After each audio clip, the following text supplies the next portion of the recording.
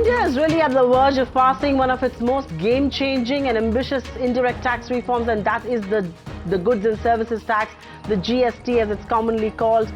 Over the next half an hour, we're going to discuss the politics of the GST, and we must give credit to our politicians. They'll get together and perhaps pass a very momentous moment in our economic history. And joining us on the show, three very special guests.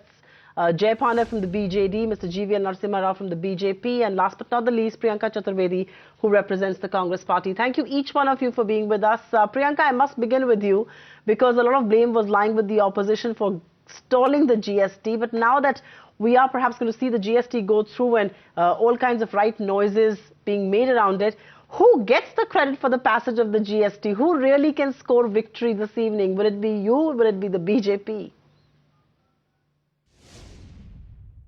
No, I wouldn't want to look at it as a victory of opposition or victory of the treasury benches. I would want to look at it as victory of the people of this country. We need to understand there was a reason why GST, ever since the Bharatiya Janata Party came into power, why we were stopping the passage of GST, because we had three massive concerns, which at the end of the day, the end user who would end up paying this amount in taxes would have to bear the brunt of it.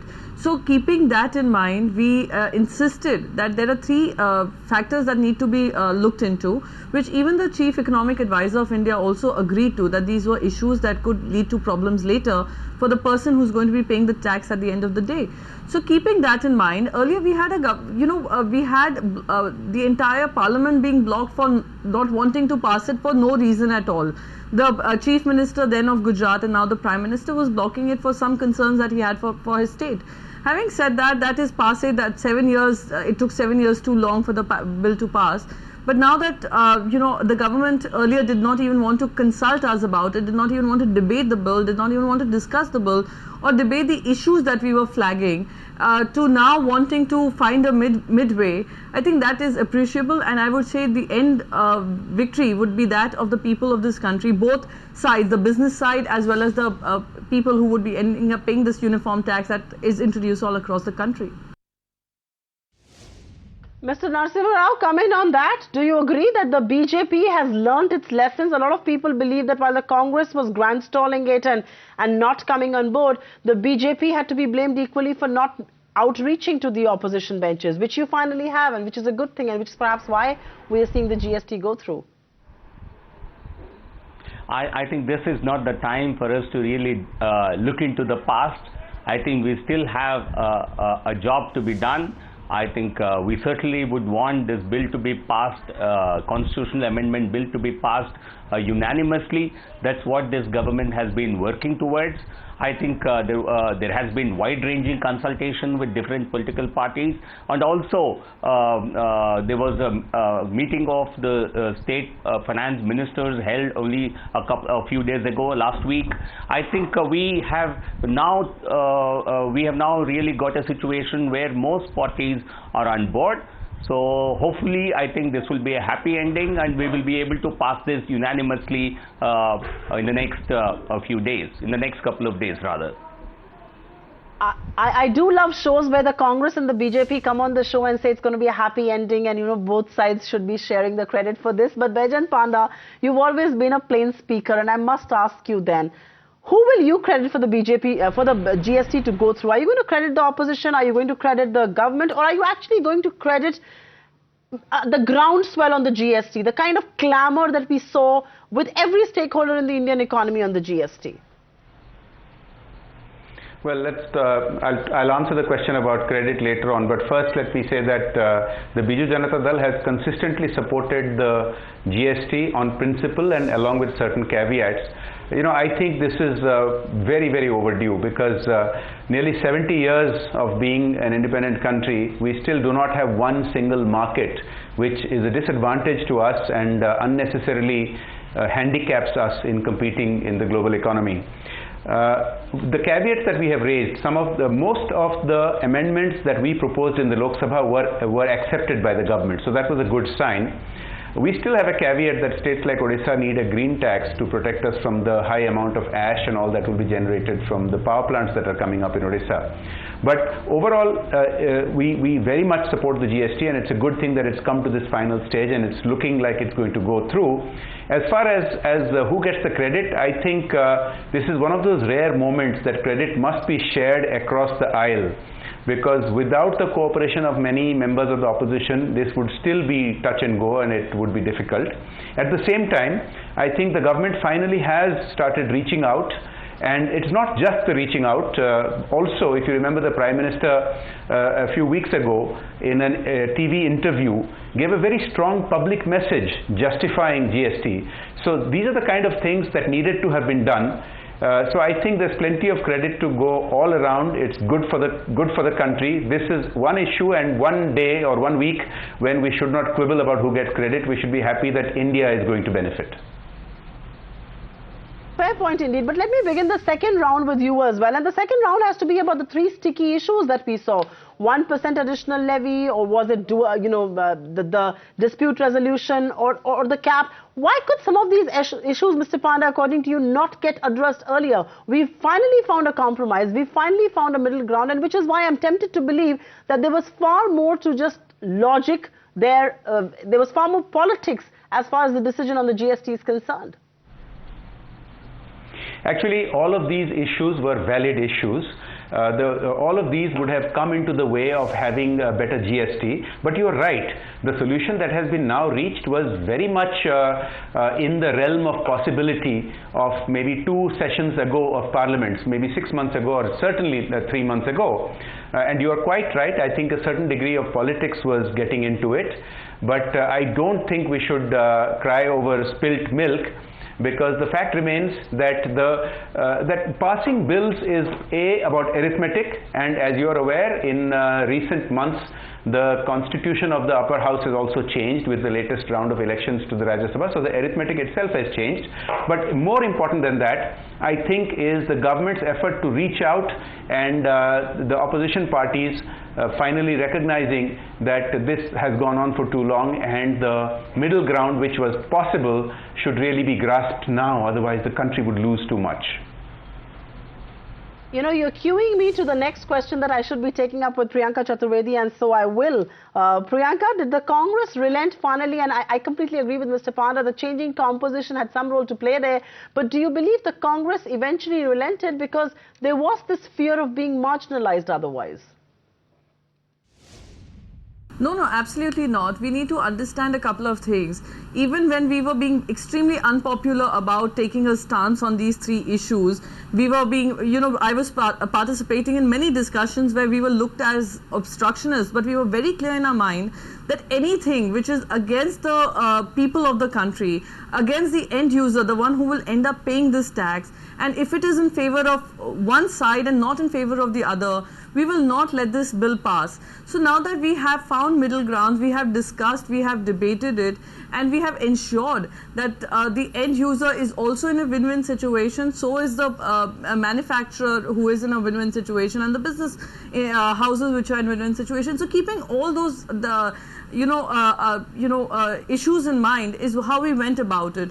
Now that the government is willing to talk, the government was willing to look at our issues, was willing to look at the concerns we were raising, then I would think that it is time to pass the bill. Also, there's another thing that also concerns us, which also probably the government would want to look into, is keeping petroleum out of this entire GST tax system. So that is a source of concern which you leave it to the states to charge people, which would end up probably, the end user will end up paying the brunt of it. So these are some concerns that we have, but majorly the 3 concerns that we raised are being addressed.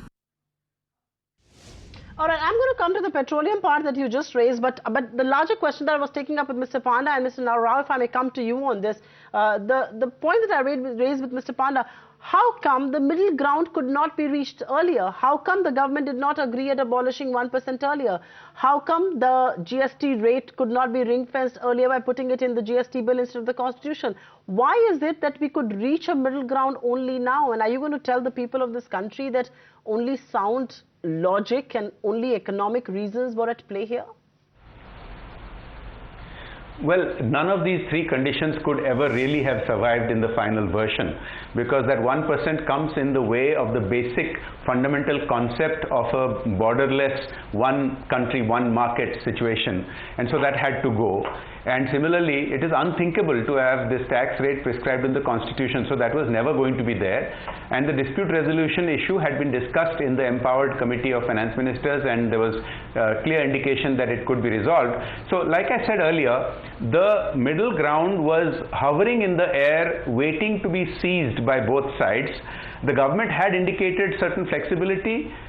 Some members of the opposition had indicated some flexibility, but I think more effort was needed. And as you have seen, just in recent weeks, more effort has been made by the government. I referred to the Prime Minister publicly championing the cause on a TV interview, and also a lot of behind-the-scenes discussions that took place. These could have happened earlier, but you know, it is in the nature of difficult negotiations that things which are just on the verge of being agreed to can sometimes drag on for months until the reality sinks in that too much time is passing and you make the best of a situation. Fair point indeed. Mr. Rao, I want to come to you because I have seen your finance minister at work on this, and he's been meeting people from across party lines. He's been meeting the left, the BSP, the SP, and not just the Congress party on multiple occasions. Why could some of this not happen earlier? Why did India have to wait for GST for 2.5 years almost after Mr. Modi came to power? Why could the outreach not happen? Why did the Tea Party just end there? Why was there not a follow-up? No, I think honestly this is not the time to really look back. I think we still have a job to do, and do it very quickly. And looking back and then analyzing those factors is really not going to help at this stage. Maybe over the weekend I would like to discuss some of these issues. But at a time like this, when all parties are coming around to support the GST bill, and at a time when there is near unanimity among all the finance ministers of different states, this is a true, in a true Team India spirit. I think all the states have come together to pass this. I think it's a historic occasion that is likely to unfold, and this is not really the time really to spar or to look back. Why could we not do it 3 months ago? There were parties that were not interested in supporting it, and for reasons that certainly I think they can elaborate. And this is not the time for me to really look back. I think this is the time to really complete the task that we have on hand and try and put GST into implementation in the earliest time frame possible. Mr. Rao, I will ask you a question though, that the centre has been able to strike a bargain at the union level. The BJP and the Congress have put their heads together. The other opposition parties, the Biju, Janata Dal for once, have been a great supporter of the GST, with of course caveats. Mr. Rao, my question really is, now that we are going to see the Constitution Amendment Bill being a reality, it has to be ratified by nearly half the Indian states. Do you expect a smooth passage there? Certainly, I don't see any difficulty as far as this particular bill is concerned, because as I said, there is already there was a unanimity among all the state representatives in the empowered committee of state finance ministers. So I think there would be I certainly expect all the states to take up in the earliest, in the latest window of legislation available with them, and it will get passed without any difficulty. I don't see any complications there at all. All right, no complications there at all. But the principal opposition, the Congress, that has decided to play hardball for very long, Priyanka Chaturvedi, ma'am, do we expect passage at the state level smoothly? You almost rule what, 7 to 8 Indian states there. Do we expect a unanimous conclusion there too, just like in the centre? No, that would also, we need to keep in mind that states would have their own concerns when they take a decision on this. However, having said that, considering that even when we were during our tenure, we had wide-ranging consultations with every chief minister possible, with every finance minister of every state possible, keeping all the contours of mind about the federal structure and respecting them, that, you know, that they are saying, framing the entire bill, I would assume that passage also would be easier. And also keeping in mind that some states might show some concern about the whatever challenges they have as far as the state is concerned.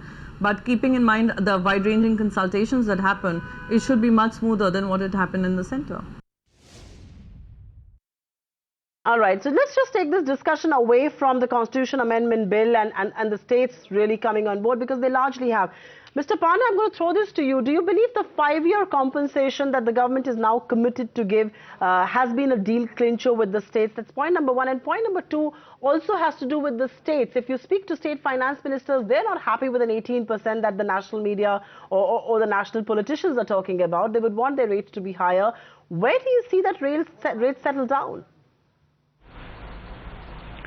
First of all, yes, I think this latest agreement on compensation is indeed a game changer, because the states always have the concern of their own fiscal health because of taxation ability going out of states' hands into a national system such as the GST. But I want to remind you, this is very similar to what happened more than a dozen years ago, when we were trying to pass VAT, the value added tax, and that also had got stuck for quite a long time on the issue of compensation. States were wanting full compensation for a longer period. Finally, the center agreed and extended the compensation amount and period to more closer to what the states wanted. But you know, ultimately it was mostly not needed, because the apprehended loss of revenue did not happen. Because let us keep in mind something, the sum of the parts is, the whole is more than the sum of the parts. So once you create a whole, one united market, the benefits can usually turn out to be far better than what is hoped for. And I personally don't expect that much of this compensation will be required to be paid, because I think many states will gain much more than what they have been cautiously calculating. And regarding the clearance with the states, you know, this matter has been discussed in the empowered committee, so I would expect that I'm rather optimistic that once the constitutional amendment is cleared, getting half the states on board will be a much less difficult matter. Mr. Rao, I'm going to throw this to you. Your government has been benevolent. You've spoken about the 14 finance commissions, devolution being a lot higher. You've gone ahead with that entire recommendations. You're now agreeing to fully compensate for 5 years revenue loss. I agree with Mr. Panda that it may not accrue to so much, but the fact is that you're trying to take the concerns of the states on board.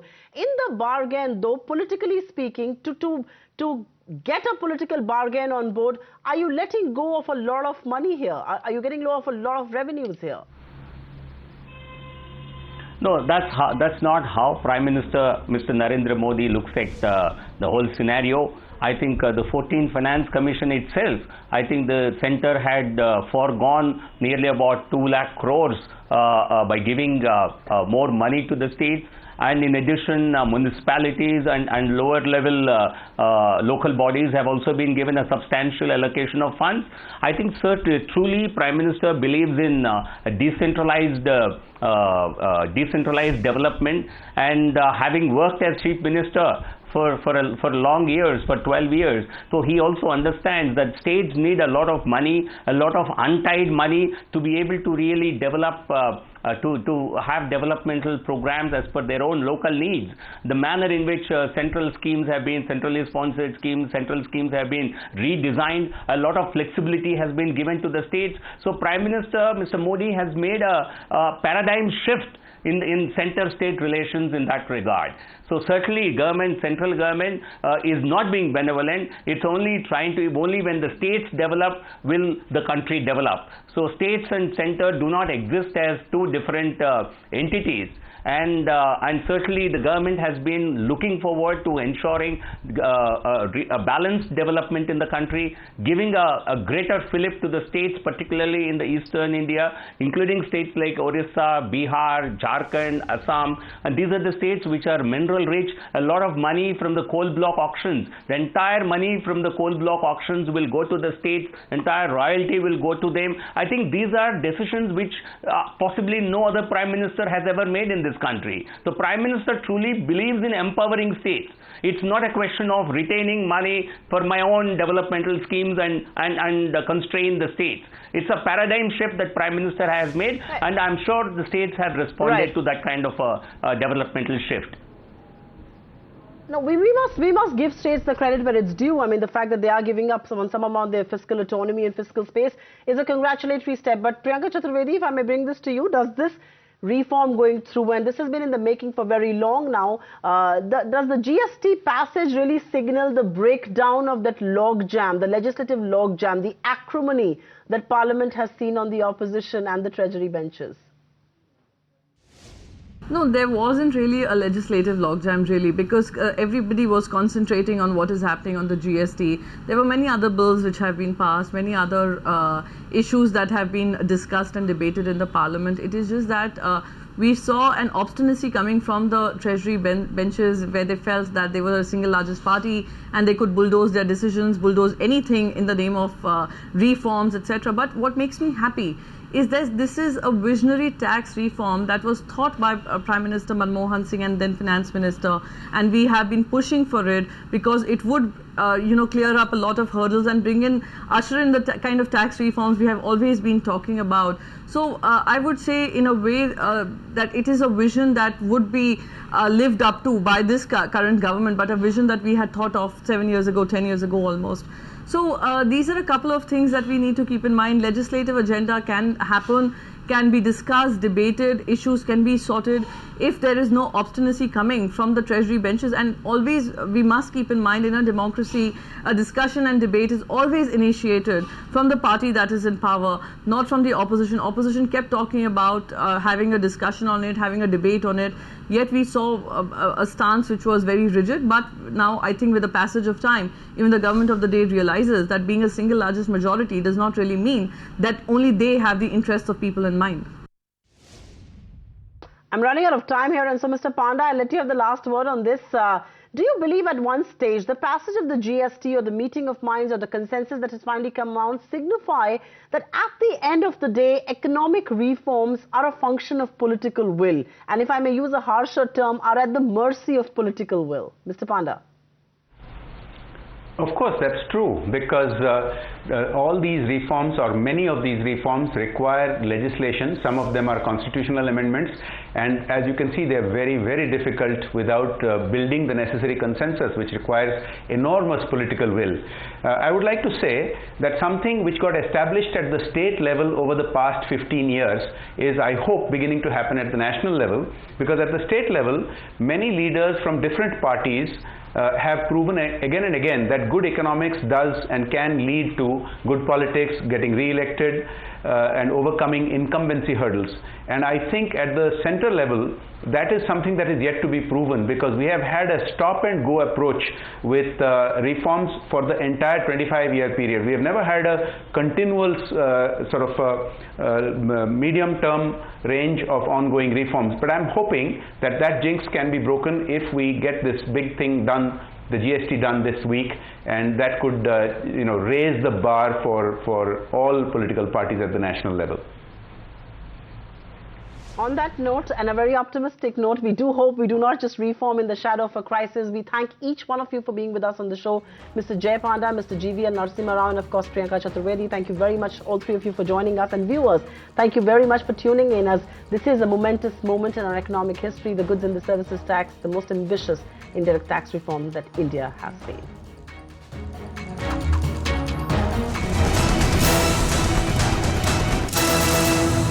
Find us on Facebook at facebook.com/ETNow, and don't forget to click the like button. You can also follow us on Twitter at ET Now Live. To stay updated with all our programming, hit the subscribe button on our YouTube channel by logging on to youtube.com/user/ETNow.